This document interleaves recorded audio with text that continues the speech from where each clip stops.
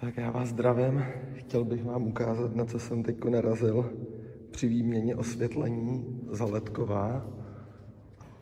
Jo. Ledky, tahle ještě klasická.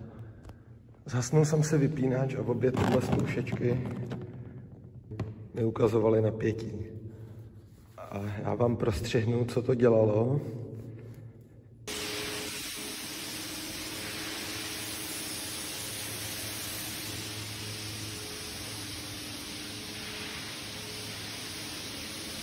Mám zhasnutí světla,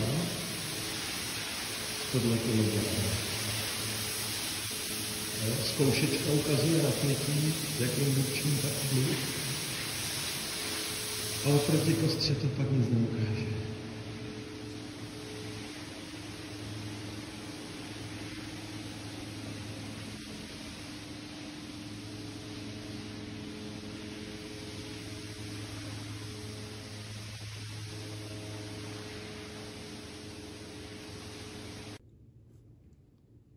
No a po troše pátrání jsem přišel na příčinu.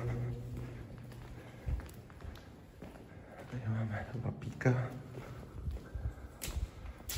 A tady v tom vypínači je voda. A jak málo těm ledkám stačí.